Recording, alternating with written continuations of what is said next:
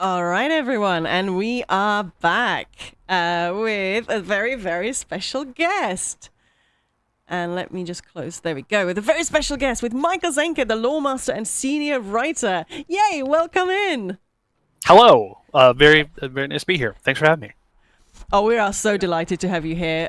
We love lore. We love the stories. We do lore rounds of dungeons, trials, read books, everything. So, yeah.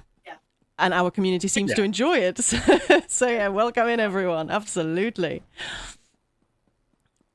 Yeah, you're about to learn why this guy is so important to the game that we are all playing, and certain aspects of why it is so good and keeps us interested. But let's start with telling us a little bit about yourself. So, when did you start work on the Elder Scrolls Online? Which year? Which time? So funny story. I shipped the game back in the day.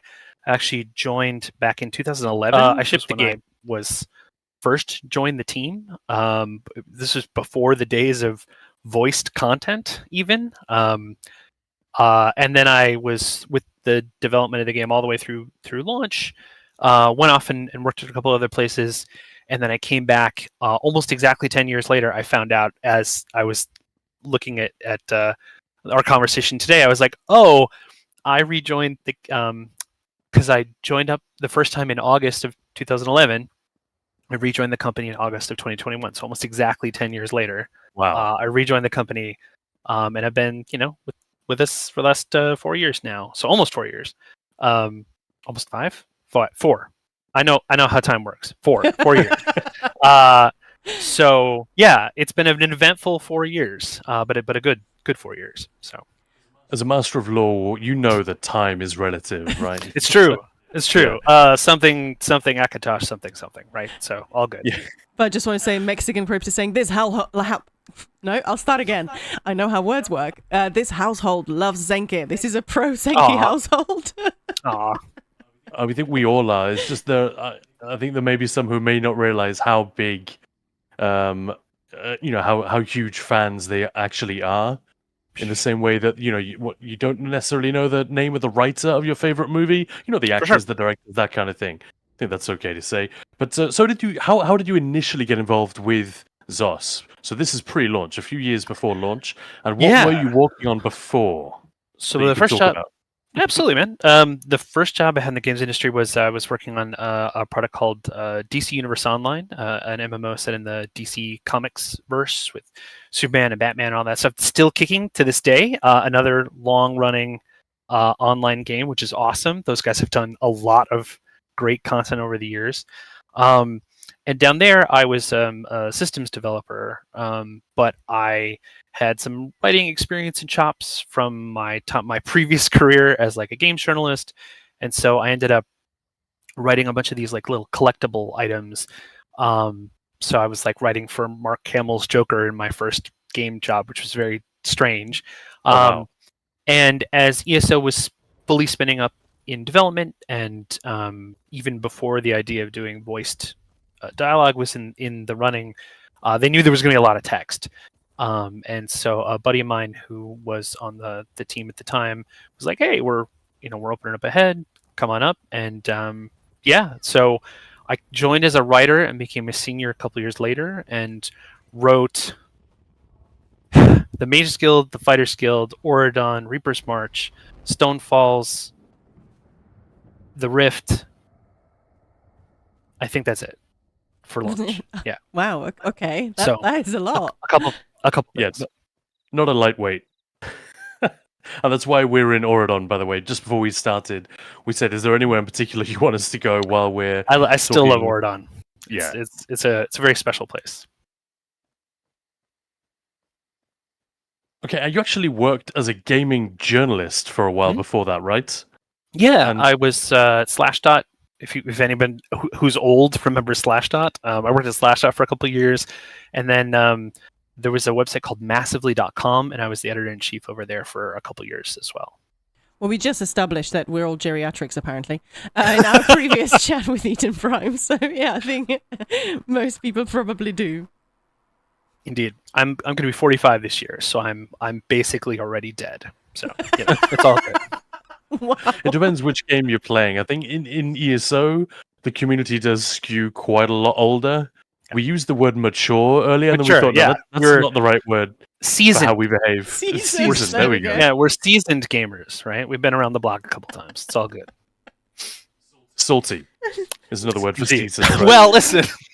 It's a fine. It's a spectrum. It's a continuum. So yeah. You got people saying I'm 55, so I must be a lich. I'll be 64 this year. Also, Hell yeah. Hell yeah. And I mean, was there anything interesting about the transition from gaming journalism, like writing about games, to actually writing games? Obviously, this is going back way before ESO, but I don't know if there's any funny story in there, or if not, we can just move on to the next. Probably quick because it's more like a commentary that's probably still relevant of American society. My partner at the time had a chronic medical condition, and just like today, writing on the internet did not give you health insurance. So I was actually one of those those weirdos who was never like, I'm gonna write about games so I can join the game industry. I was actually very happy and like really engaged with being a journalist on the internet about talking about video games. This was like a million years ago, right? Like very different internet than the one of today. But no health insurance. So it prompted my transition to DC Universe Online, and then staying in the industry. I think it's been overall a good choice, but just a bit of a not uncommon American experience, right? Where I had to my family and for my sort of life choices had to make a different decision than what I was doing right then. So sorry to be serious for a second. Apologies. No, please do. Absolutely. We've been doing it, like Rich was talking about his family and some of the characters that were inspired by that.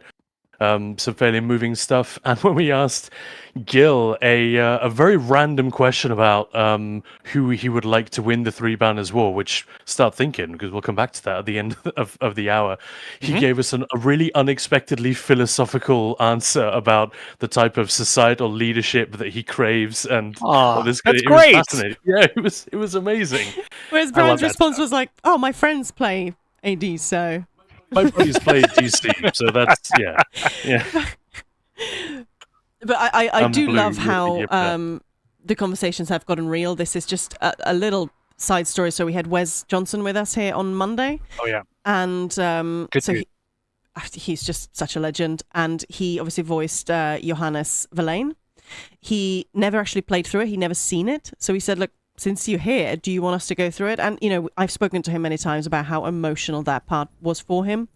And he sort of wished, one of his thing is, whoever wrote that story, they obviously went through something, they put their heart into this, and I really hope that I conveyed that. And we were like, yeah, you conveyed something. It's, people have feels, but we actually played it for him on stream whilst sort of, watching his reaction and everything. That was incredible, actually, to see that. So you're talking to the right guy for this. So I was the sort of sub-narrative lead for the Scribing content. So the Alexandria Baker was sort of the primary writer on that, along with myself. And Jason Barnes was very instrumental in the narrative experience there. The niche part of the Scribing content is something that I am, to this day, really really proud that we put into the game. I love that story. It's and that character, like what a niche, That is amazing. That has popped up so many times on stream, whether it's with Wes or other people. Great. Yeah, I actually played that with a friend of mine. He had to take a little break. That's what that small little, it's a very small story. It's a very short one, but that has, and I think it is Wes's. He says he doesn't have favorites, but he always mentions this one. So that's awesome. Yeah, that's great. Yeah, you mentioned it in many interviews that have nothing to do with ESO or Bethesda. I've seen him talk about it as something that was particularly moving for him personally, and not just people who played through it. Some people missed it because it's very kind of quick, but the people who noticed it really like, wow, that really moved the needle. I wasn't expecting that because the niche is so silly. Well, the vibes throughout for the Scribing stuff, not to get sidetracked, but was very much, the point of the quest lines is to get access to the system and go out and do the thing. So it was a lot of fun to kind of do a lot of collaborative work. Julie Comstock was sort of the primary writer for a lot of the questline stuff, and between her and me and Alex and Andrew Cianes de la O was also on that content. There was a lot of like cool collaborative, like bouncing back and forth, and I had this great idea, and it was a really positive experience throughout. It was a hard experience. There was a lot of, if you pointed out, it's a small story, but there's 4 different quest lines plus the capper, and so there was a lot of story to tell in that small space, in that small scholarium. So it was a challenging experience, but definitely one of the things I think I'm most proud of since coming back to the team, for sure. It definitely stuck out to me, not just that moment with the Johannes Verlaine, but the combination. I won't say anything in case people haven't played it yet. That and the soundtrack. The soundtrack was really different. They all stuck out. God, he did, and they really served to like reinforce one another in a great way. I liked it. It was different. The conversation that I had with the composer was like, "Hey, do you know what like lo-fi vibe soundtracks are? Like, are you familiar with that genre?" And Brad Derrick. Yeah, Brad. Yeah. And I was like, hey, could we do like lo-fi to scribe by? Is that like a thing that you're like cool with? And I think the man like knocked it out of the park. So that's so cool. Maya, you writing this down? That's a great description. Lo-fi to scribe by. Yeah. Okay. Well, that's just a really great. I'm going to remember that and use that quote. So we are going to go back in time again. We're here in Auradon, and because you wrote the zone, as you already said, that means you became intimately acquainted with a certain Khajiit, who is a lot of people's favorite, not just people who play the game, but I think a lot of people who worked on the game. In that video you guys put out recently, at least Absolutely. A couple of people said Raz is their favorite. So you wrote a huge amount of Razum-dar's early dialogue, correct? I am unfortunately responsible for him existing. I was his first writer and wrote him, basically whatever, I rattled off a couple places like him in Auradon and then Reaper's March. And then I by the time Raz showed up in the other zones that he's in at launch, so I think Glenumber and Greenshade, I want to say. And then the finale for the whole main quest, right? He was kind of like folks said in the video, like people were enjoying his vibe and they thought he was the biggest compliment that I feel like as a writer you can get is that your character is useful. And so we did a lot of talking with other writers and collaboration to kind of like help this little, red mohawked cat guy like find his footing in other content. So yeah. Oh, that's awesome. In chat, how many fans of Razum-dar do we have? Let us know. Yeah, we've already had a comment probably An ESO hero. I can't imagine any there. I think it's one of the it's got to be one of the top 3 if you ask a whole bunch there we go, a few of players. What's your favorite character?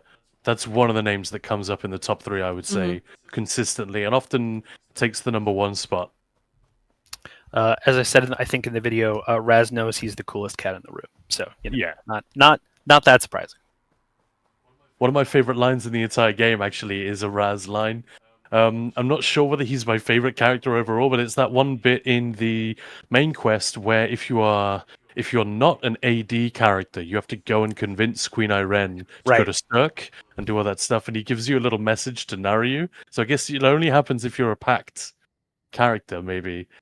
And he says something about, say hi to her next time and tell her she's welcome to dress up as a bar wench again. And Queen Irene says, Raz, inappropriate. This one has no regrets. I'm not going to go there because I created this bingo, ESO bingo. We've got lots of lore things, like competitions going on this week. And one of them was like this bingo where it's almost like meet the guest. So I found like really random facts about some hopefully characters that people know, so it's not too difficult, but one of them is about so this person met this person and there was a dress and drunken wench involved. That's it. I'm going to leave it at that. Sounds about right. Yeah. It's those little things that bring the characters to life. It's not the bit where they explain how to do the fetch quest or whatever it is, even if it's an excellent quest and not fetchy at all. It's the incidental details, right, that make them pop out of the screen. Absolutely. Yeah, internality, right? Like how the character exists beyond the bounds of the screen and even beyond the bounds of the specific experience you're having with them in that moment. 100%. That's the stuff that us writer types are like, tee so. Yeah, Crimson Phoenix, that's the one I'm talking about, I think. Yeah. Although you may be referring to part of the East March quest line as well. But so fast forwarding to when you rejoined the company and the team, what have you been working on since rejoining primarily? And explain from a Loremaster perspective. So the stuff that you've been doing in recent years, and this is tricky, I realize, where a typical player can go to find your influence in the game. Like, where are your fingerprints in the game right now? So when I first came back, I was still in my, and I'm still technically wearing I'm wearing two hats right now. So I'm senior writer as well as the Loremaster, and wearing just my senior writer hat on. When I came back, I wrote some of the main quest for High Isle, and then Isabel, the companion in that release, and then rolling forward after that was when Lehman transitioned off the team, and I started wearing two hats. And since then, I mostly haven't been primary writer on stuff. I was the primary writer on Xander for the Necrom release because I have a lot of experience doing character forward stuff like that like very specific focus character forward stuff from other places I've worked. But I've been involved in all the companions. So I was sort of sub lead under Bill for the most recent round with Tan and Zareth. And then, just like I mentioned before, I was sort of the sub lead for Scribing, which was a lot of fun. And then most recently, I primarily wore my senior writer hat for the subclass quest with oh my god, I'm so embarrassed. Maj no, that's the Undaunted lady. Oh my gosh. Hunting. Thank you, Batra. Oh my god. Sorry, too many characters, God. I'm so sorry. Batra. The thing that I literally just wrote. Batra, and then I was the writer with Vanis for the returning player experience. So that's kind of where I'm at as a writer now. Is like I'll end up tag teaming with Bill and being sort of his stand-in for like a chunk of content and helping shepherd that through stuff. Bill's at the end of the day the narrative director, and he helps carry the stuff across the finish line. But I'll kind of like be its steward and ally with the writers as we kind of move things forward. And then in stuff like this with subclassing or the returning player experience, I'll kind of step up and just be senior writer because I'm kind of a 6-shooting, like have gun will travel kind of guy within the group right now. Gotcha. As to like where you can see my fingerprints, other than that, almost everything. Like the joke I always make is I'm the bard of the group. I lift everybody else up. I give them inspiration dice, occasionally a quick heal, and so like I'm talking every single day with the folks that make the in-game products that end up in the store, the artists that are working on the zones, the writers that are working on the dungeon content in particular, because dungeons are like they're such a cool, interesting part of the game. A lot of the challenges that end up showing up for dungeon stories are very different for some of the other stuff. So Nani and Julie and I talk all the time about that stuff. So yeah, it's a very specific vibe that I bring to my job. I very rarely come into work on Monday and know exactly what I'm going to kind of do across the whole week. But yeah, it's a living. I really enjoy it. It's a very specific type of work, and my career I think has really set me up for success in terms of engaging with this stuff. As I think I've said in many other places, one of the biggest tools that a writer can have in the games industry is not actually writing, although that's very important. It's communication. Writers are constantly communicating with other disciplines, engaging with ideas, trying to like curry favor to make sure that narrative like shows up in different places. So it's a like I said, it's a very specific sort of set of skills, and I really enjoy doing the work that I do. Doesn't hurt that I got a good boss, so that helps a lot. Yeah, and so you're sort of a custodian. You're almost like a filter. A load of the game has to pass through. That mount, no, that's not cool. The name of that skill, maybe change it. Is that fair? Don't like lore hall monitor is definitely something that like people have like sometimes talked about with this, and I don't really like that sort of vibe. Okay, yeah. It's like I said, but I like to think of it more like a bar, right? Where I lift up. So like, hey, these are great ideas. Let's absolutely go forward with this. In this case, here's my suggestion for how we could like do this in a way that like brings in this other element from this other established like lore thing, right? Like, so this idea is really cool, but I can see where there might be some challenges with it in terms of interacting with these other lore pieces. Did you know about these other lore pieces? If you didn't, here's some suggestions on how we might integrate those things better with it's that kind of stuff, right? It's like I said, it's a lot of conversation. It's a lot of talking, because very rarely do I ever find myself where I have to be like, no, like that is, I know is a word that I try very hard to avoid because I just don't think it's very helpful. People that do tabletop gaming, right? You always talk about yes and, right? I'm a big yes and. Yeah. Oh yeah. So, yeah. I like Tras it's common here. Canon cop. I very much try not to be canon cop because that's just nobody That's wants no that. fun. Yeah, exactly. Yeah, so going back to Razum-dar, so we've established it, he's such a beloved character. What was your inspiration when writing him? So initially, kind of, simplistically, just take a step back. Like I said, one of the things I think that is really great to hear as a writer is like, my character is useful. And at the start, that's was all Raz was intended to be. He was a solution to a challenge, right? We had all this crazy, very elaborate backstory for Irene and the Dominion and the politics between her and the Thalmor and the old guard of the High Elves, like all this stuff. And I needed somebody to kind of like cut through that and be an experience and a set of a voice to convey some of the stuff to the players, to the adventurers, in a way that wasn't like, hello in the 12th year, right? Like nobody's really sorry. I'm not going to say that. There are some people that like really like that axis of storytelling and that's awesome. A lot of people, I don't think, want to sit around and hear that kind of a presentation. So, what's the easy way to do that? Well, just look at the real world, right? This is always the thing that I do, is what's in the real world. Well, in the real world, some of the most interesting political stories are like spy stories, right? Like you get, he's furry James Bond, right? So by having a person who's in the inner circle of Queen Irene, who's close to the seat of power, who engages with a lot of this stuff, but isn't bogged down by the politics, like he gets to do stuff, right? Like, and by extension, you get to do stuff.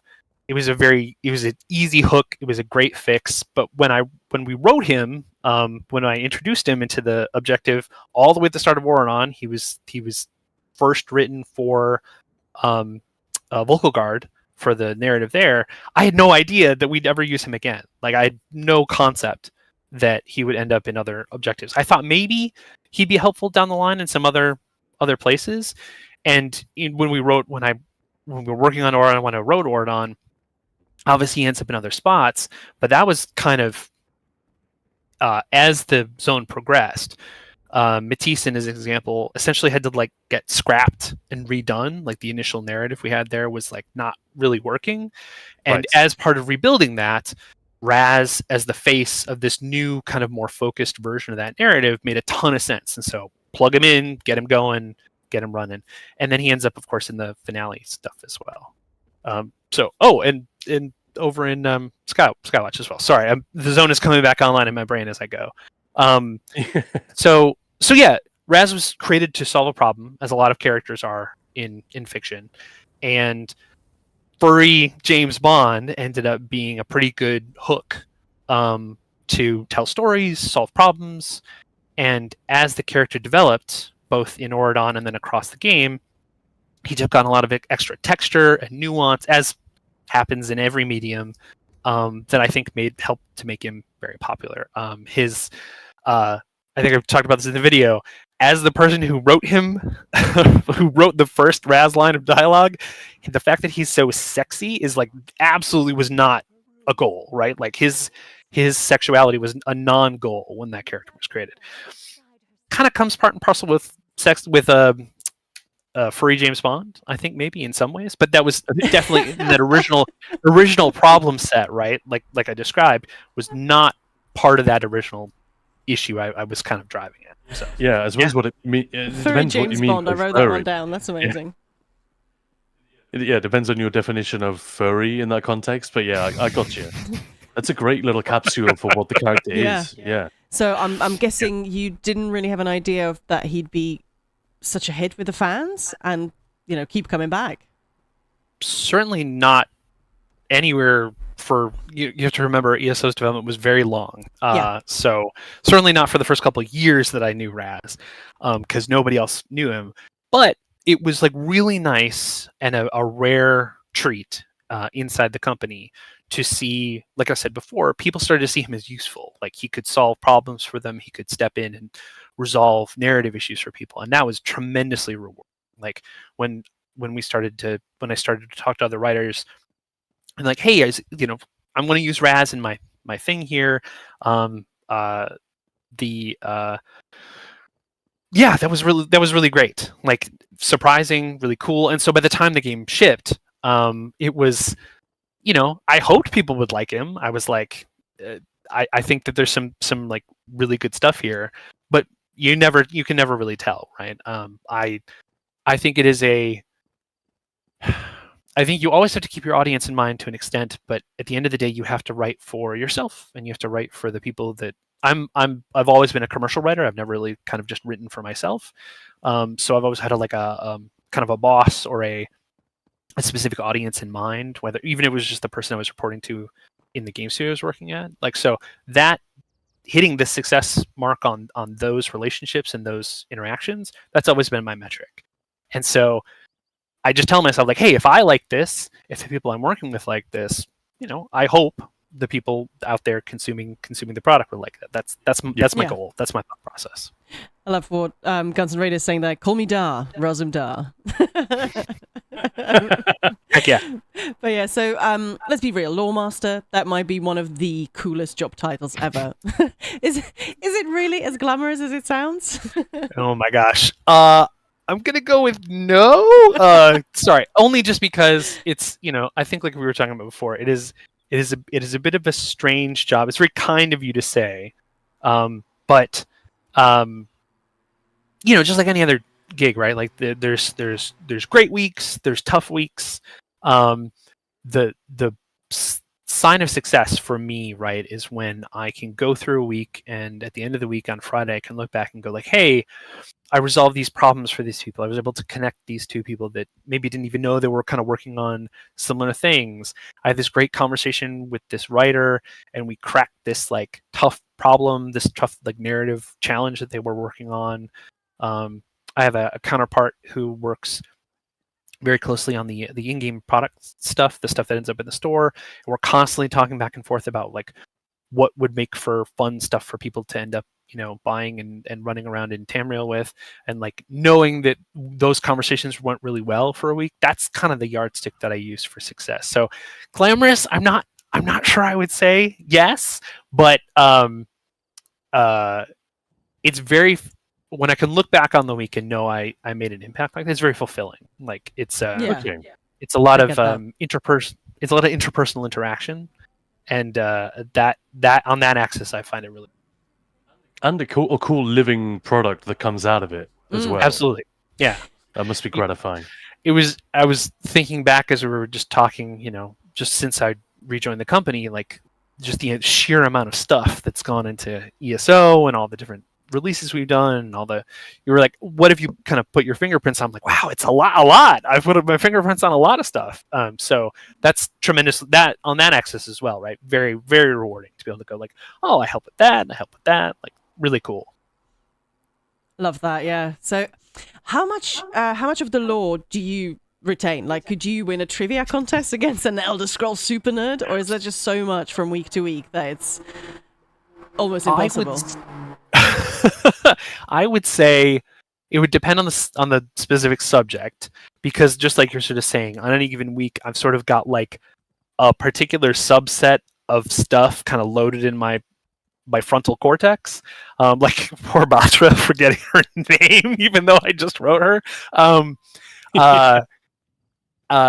I would say generally no. Like, the reason I have my gig is not, I don't think, because I'm like the world's foremost expert in Elder Scrolls. I think the reason that I'm a good fit for my role is because I am very good at taking this huge body of knowledge, synthesizing it, and engaging interpersonally with people to make it accessible, right? Like, because at the end of the day, I'm a very big proponent of lore should serve the people and the product, and not the other way around. This, one of the reasons the Elder Scrolls as an IP is so successful and engaging is because of this unreliable narrator element that we have to it. It's because of the vast sprawling history that we have, and it makes it very easy compared to some other intellectual properties to like do new things and make things really exciting. Like Solstice, right? The new release that folks are enjoying right now is like wholly new, wholly original, and but sits, I think, very seamlessly inside the other stuff that we've done before. It's an extension of ideas and cultures and concepts that we've done in other releases, but it feels very organic as an extension of those things. It's not kind of dropped out of the sky, and that's what the lore is for. That's I think the joy of Tamriel lore is it's always kind of cool, new horizons and new opportunities. Very rarely do you get to a place in the lore where it's like, nope, can't do that. There are a couple, right, and which is good. It's good to have. I think, if you think back to like Lost, the black box, it's good to have a couple black boxes because it helps makes the IP very interesting. But in general, when people are like, "Can I do this thing?" I'm like, "Yeah, absolutely. Here's some suggestions of how to do it." Right? Like that's what my job is, and that's what the lore of Elder Scrolls is all about.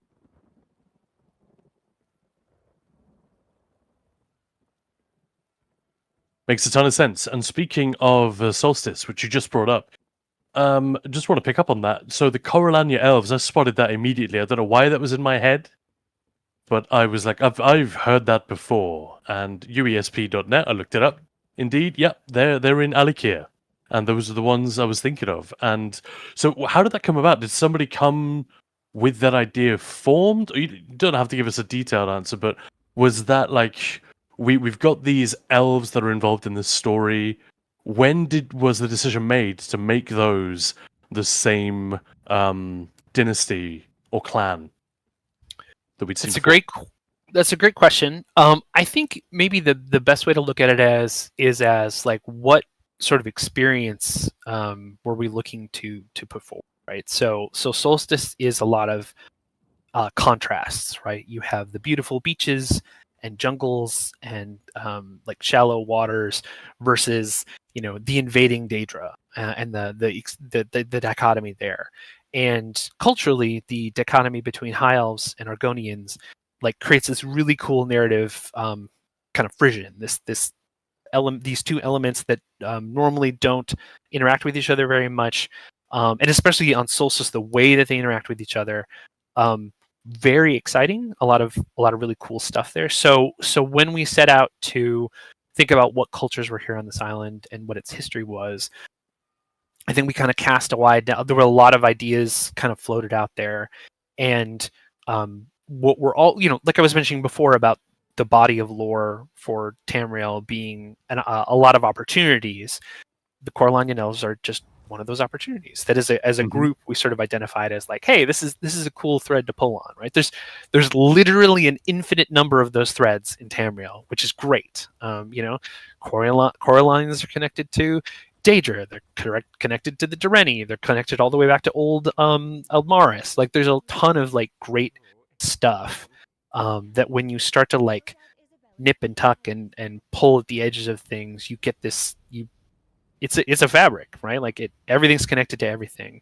And so when figuring out what the cultures are going to be on Solstice, you end up with these groups that have these connections back to the mainland, that have connections back to older cultures, have connections even beyond Tamriel to Oblivion and some elements there. So you end up with this. Every release is kind of a melting pot of these concepts, and Solstice just happens to be one of the more sort of fun, esoteric combinations of those cultural elements that we bring together in every release.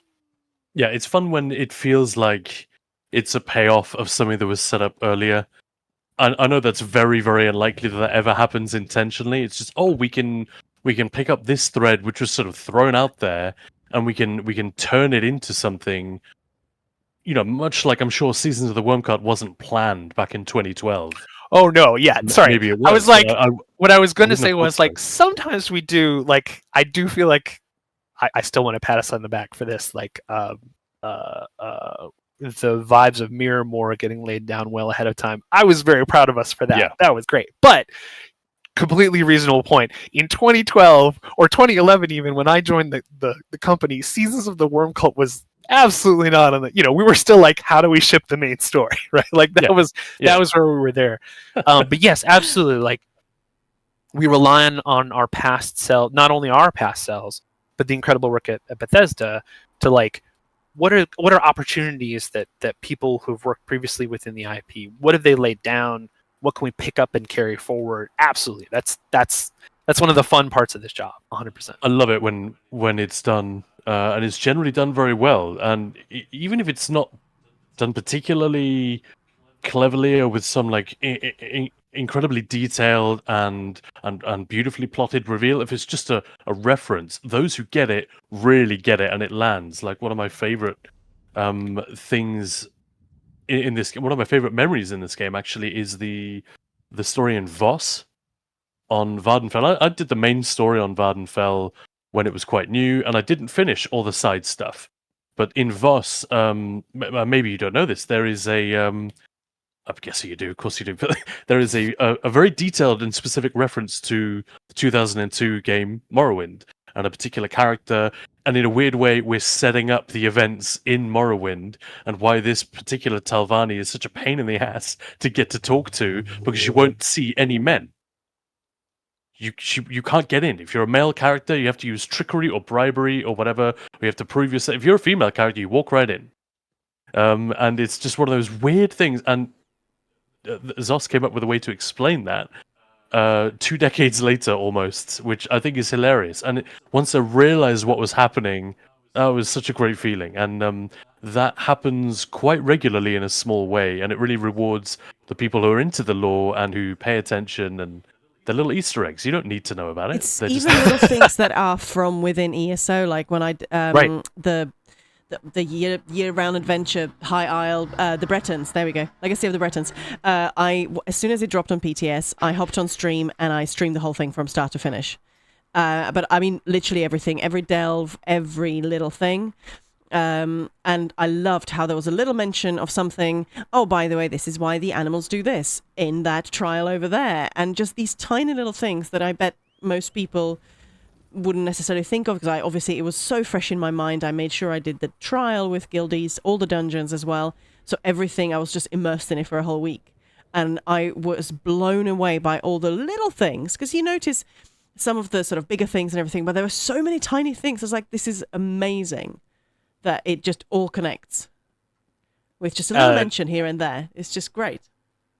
Well, what y'all are calling out is, I think, another example of how, while I have my role, right, and I do what I can to kind of connect people to the lore, one of the great parts about this job is that everybody at ZOS loves this IP and loves the context around Elder Scrolls. And so you end up with designers and artists and individual writers all kind of collaborating and being enthusiastic about the context in which they're working.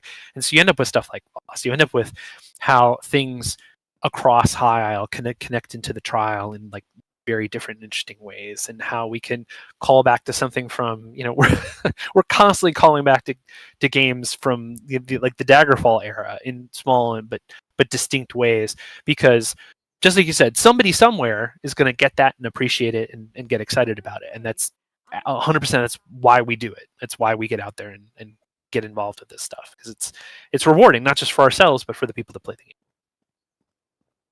Yeah, it's great. It really brings it to life, and it reminds me of what you said about grounding characters via those incidental things, things that their internalized behavior and reactions to things. So to change gear a little bit, go back to something you already touched on a couple of minutes ago. A very interesting and fairly unique thing about the Elder Scrolls lore is that it is all, maybe with one or two exceptions, it is all diegetic. It all exists within the world and not in some real-world database of indisputable rules and facts. The orcs were born and created in this way. The Dark Elves did this to the Nerevarine. This is how it went down. It's like the real world. A real world lore.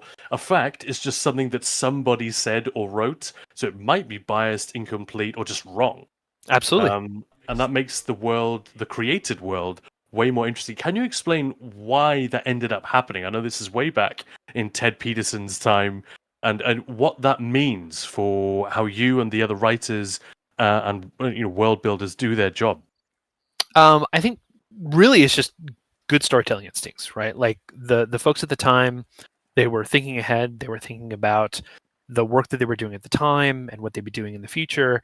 And by making everything internal to the IP, making everything fully diegetic, fully within the context of the game world, it just opens up a lot of doors, right? Like over time, many different writers and designers have kind of walked the face of Tamriel, and the result is every game. Sometimes you look at ESO. We've been talking about it here. Like I helped ship the game. I was away for a while. I've come back. There's been a lot of different people that worked on ESO over the years, and all of us have, just how it is, we all have sort of a slightly different viewpoint of what this fictional world is like. But that's a strength, not a weakness. That is a benefit of the shared storytelling experience that ESO represents. So each of us bring our own lived experiences and our own history and the things that are important to us to the work that we do on the game. And the result is, like you said, something much more like the real world, right? Where these different experiences come together into like a coherent whole. And when you guys get to play it and you experience them for the same time, right? You play a quest, and maybe the quest line, none of us have issues with our parents, right? Like that's pretty rare, but pretend for a second that you do. So you might play a quest where someone in the fictional setting has sort of a complicated relationship with their parents, right? Like issues, yeah. On some level, that might come from someone on the development team, right? Like having lived through experiences like that, or having a relative that does, right? Like those kind of real life experiences, bringing them to the game world, making them entirely diegetic and making them part of this, like I said, this tapestry that comes together, really strengthens the experience. And instead of like, it's a bunch of different interpretations, like pulling and tugging and trying to redefine what canon is, that gets very challenging, right? Like there are other IPs out there, I think, that we've all seen, where the concept of canon is a more defined, and more abstract, right? When you say everything's in world, it's very easy, it's very clean, right? If there are things that are in world and things that aren't, you end up in a strange space, right? Where you're trying to figure out like what's real and what's not. So yeah, the great pleasure that it is for me and everybody else that works on ESO is like to take this diegetic world and make it our own and bring our own experiences to it. And really what we're doing, right, is we're setting up stuff for people down the line, for future developers, ESO, Bethesda, other products, right? Like it's a really positive experience, and I'm really glad we have it. So are we. Yeah, absolutely. And that's really interesting that you were saying it effectively allows you, or makes it easier for you guys to write what you know, because you are not constrained by, well, here are the types of story that you can tell. Right. Yeah. In Tamriel, you can tell every story. Every story is welcome in Tamriel. Absolutely. Yeah, it's a place, not a medium. Right. Just quick safety walks. We appreciate your communication on experiences. Very positive and inspiring to hear. The connecting people and everything. Yeah, agreed. Sorry, Khan. No. So we were gonna do a left turn. You want to talk about trials, right, Maya? Oh yeah. We've got to make time for that. Well, I love Dungeons and Trials, and for someone who has never played another MMO, this is the only one. And we've talked about it again on streams thousands of times, how incredibly unique that actually is. That it, you can play it with other people, but it doesn't feel like that's sort of just the grindy thing. We always have to explain to people, no, this is not like any other MMO. Trust me. But I do love Dungeons and Trials. But what I really love about them is the stories in them. They're like, sometimes they're these really insane little capsules, like this really over the top story, because they I'm guessing they have to be distilled down, so over the top characters, but they're just so well, fun. They're dense, They aren't they? really are. But yeah, I'm really curious about. It's just sort of the perfect fusion of story and gameplay. So I'm curious about, how do you guys go about designing a dungeon or a trial story? What comes first? The characters, the mechanics?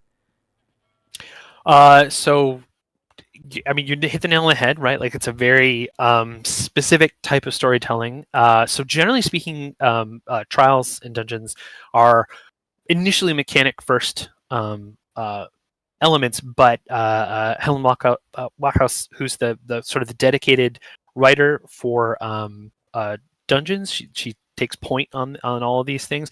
She's like very involved from the ground up with helping to form those hooks, get those elements together. Like, there's a ton of different, like I've been saying, there's a ton of different like lore threads to pull on to create content in Tamriel.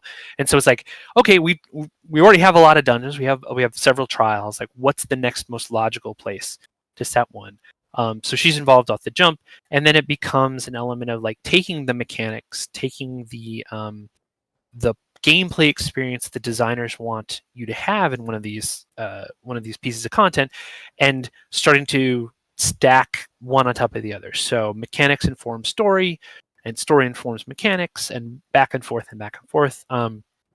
Earlier, you guys were playing Infinite Archive, I believe, and that's like a great example, I think, of story and mechanics, like interweaving between the two elements and really making both stronger because of it, right? Like, such a weird and specific place, such Super very weird. unique mechanics within the context of ESO, right? But the two of them together, right? Peanut butter and jelly, like really cool, like lots of weird nuances. I know they had a ton of fun coming up with. I think I was watching you yesterday, and you did the goat encounter, right? Like, I love that thing. yeah. So like those kinds of experiences, I think only happen because a writer or a designer gets excited about something. They collaborate with the people in the other disciplines, art, of course, as well, animation. There's a ton of different. Whenever you look at a piece of content or like a specific thing in a video game, there's never just one person involved. There's a lot of people that touch all that stuff. And so in Dungeons, the animation, art, story, design, all these people get together and kind of riff off one another to create this like amazing, like complex house of cards that pulls, like you said, these like very distinct stories, these sometimes very arch, I think sometimes very subtle. I really like some of the quieter stories in some of these places. I think you guys were like, hey, what's your favorite? And I went back to Banished Cells, back all the way back in the release. It's not only in Tesh Oridon, which obviously I'm very fond of, but like I just think it's a family story, right? Like I was talking about before. And I know Jonathan Tove was the original writer for a number of the dungeons. And my roommate for many years, actually, a great guy. And Wow. I know in a lot of those dungeon stories, just as any writer does, right, he brought a lot of himself to that stuff. And so that's what I think is very successful and exciting about dungeon storytelling is how often the writer kind of brings like a single idea right to the front, marries it up with like really compelling mechanics, and then that cool peanut butter and jelly experience like creates, how many dungeons do we have in the game now, right? Like it's a lot, cool, it's a really great way to like mix and match these elements in fun and Yeah. new and different ways. we've loved doing lore runs in those, and it's incredible. Like we spend hours in just one dungeon because obviously there's a lot to look at, but also so much to explore. There is a message from Lucht in chat. Dungeon trial and arena lore is the best in my opinion, because the places feel a lot more real due to their difficulty challenge for me personally. Their stories are also very isolated, feel more down to earth, even if the stakes are actually big. But unlike most of the Overland main quest, that is exactly sort of what I was driving at. Yeah, agreed. They're often confined to character, and there are sort of layers to them, with the way you have lore books scattered around, NPCs that you can talk to, enemies who might sprinkle a little bit of story related stuff into the, when they're shit talking you during the fight. I love all of that stuff, and it's that storytelling coming at you from various different angles, and you can just ignore it if you just want to get the clear or the loot or whatever. But if you want to do the lore run, man, it keeps going deeper and deeper. We've loved doing that, and you're right. Banished Cells is that is a great one. Tragic, gothic, and unspeakably violent. Like if you read the account of what he actually does to the jailers when they take him in, oh, it's disgusting. I love it. But on top of all of it, right? Like I think it's a very successful framework. The Undaunted as an organization, I think, is like such a cool add to the lore of Tamriel, right? Like the Undaunted are unique to ESO, and the vibe that they bring, the dungeon bro vibe that they bring to the story, I think is like super super fun. I'm a big fan. I love those knuckleheads. They're great. Do you ever wish that they were a little more proficient, and the constraints of setting it up for the player to be the hero? I don't understand what you're talking about. They're very good. Just ask them. They're very good at their jobs. Yeah, I mean, we obviously we get it. You have to let the player be the hero. You couldn't it would be like in Oblivion if Martin shows up and he's just a legend and he takes out a huge sword and kills everything. That wouldn't really work. It would be cool to watch as a movie, but no. So the Undaunted, they're kind of straitjacketed by their need to. Well, you do have exceptions, obviously. I just don't understand what you're talking about. They're very they're very competent dungeon experts. Really good. Speaking of which, after this interview, guys, don't go anywhere because we have a little video to show you, which is all about a dungeon group, and we actually have a rendition of the Undaunted song performed by a professional singer, and they are absolutely fantastic in that, and nobody takes the piss out of them. Yeah, heck yeah. So we've only got a few minutes left, and I wanted to. I mean, we can sort of go into some smaller stuff, but very quickly. You touch on something that goes beyond ESO and potentially beyond gaming. Big media, right, at the moment, like movies, games, and TV, are in love with franchises. Franchise content. Ever since the recession, especially, we see these huge IPs being milked and milked because they're seen as bankable by studio execs at the end of the day. They're almost guaranteed to make money, and that's totally fine. And there is a lot of talent and some amazing stuff being made, but I also feel like we're surrounded by and a little bit weary of huge projects which fail to stay true, either to the lore or the spirit or something that the fans crave from that setting. And then there's the inevitable backlash. So far, very, very little of that from this game, almost none, actually, that I can think of. But just explain from your perspective why you think it's important to protect a body of lore or a body of, or a franchise or setting, and sort of do right by it when you are expanding, with products. Great question, and I think all you have to do, right, is like look at the Fallout TV show to kind of see how someone can successfully take the experience of a game and translate it to another media. Because I think there's a distinction to be made here, right? Like when we play video games, right? Obviously, I'm very indexed on lore and story and character and stuff, but that lore and story and character do not a video game make, right? A video game is an experience that a person has, thumbs on sticks, hands on mouse and keyboard, right? Like, and that experience is what the video game is. It's individual to every person that plays the game, right? Like I play Oblivion different than you do, than anyone else does, right?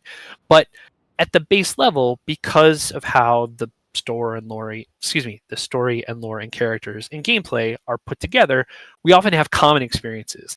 The joke in Skyrim of everybody grabbing all the cheese wedges and tucking them away in their house, or hearing Lydia say a couple of lines of dialogue over and over again till they become very memeable, right? Like those elements become part of the common parlance as like a gaming culture that we have for what it means to play a game.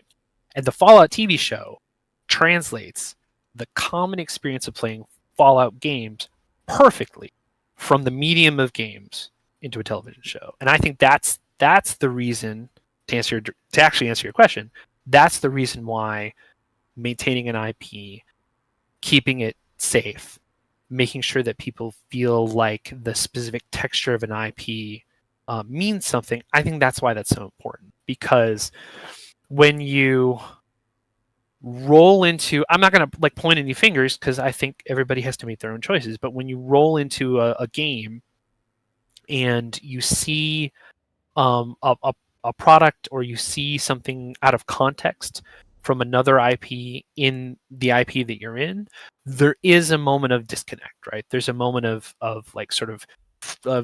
shifting where you're reminded very strongly that you're playing a video game, right? And I think the advantage of keeping things kind of all set and together really helps with making you feel like you're in a specific place. And I think more than anything, to kind of pull this all around, that's what Elder Scrolls Online is about. Right? The marketing is like, you belong here, and I feel that very strongly, right? Like, it's an inviting space.